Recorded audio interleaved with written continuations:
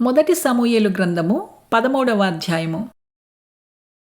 అందుకు సమూయేలు ఇట్లనెను, నీ దేవుడైన యెహోవా నీకిచ్చిన ఆజ్ఞను గైకొనక నీవు అవివేకపు పని చేసితివి. నీ రాజ్యమును ఇశ్రాయేలీయుల మీద సదాకాలము స్థిరపరచుటకు యెహోవా తలచియుండెను. అయితే నీ రాజ్యము నిలువదు. యెహోవా తన చిత్తానుసారమైన మనస్సుగల ఒకని కనుగొనియున్నాడు. నీకు ఆజ్ఞాపించిన దాని నీవు గైకొనకపోతివి కనుక యెహోవా తన జనుల మీద అతనిని అధిపతిగా నియమించును.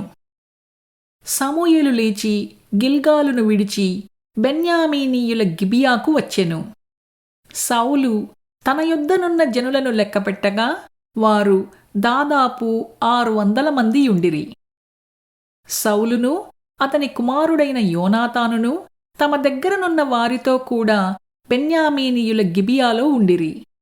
ఫిలిష్తీయులు మిక్మషులో దిగియుండిరి.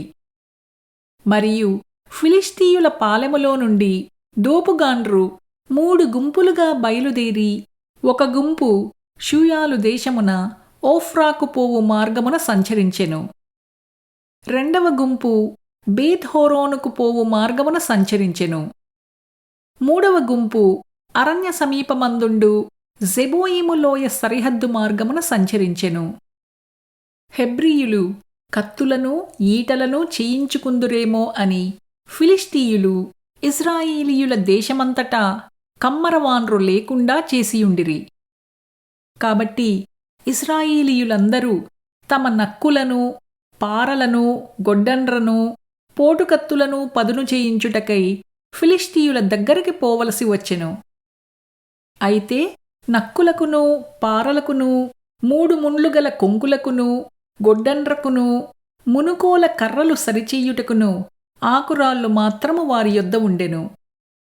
కాబట్టి యుద్ధ దినమందు సౌలునొద్దను యోనాతానునొద్దను ఉన్న జనులలో ఒక్కని చేతిలోనైనను కత్తియేగాని ఈటయే కాని లేకపోయెను.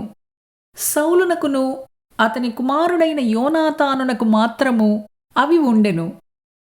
ఫిలిష్తీయుల దండు కావలివారు కొందరు మిక్మషు కనుమకు వచ్చిరి.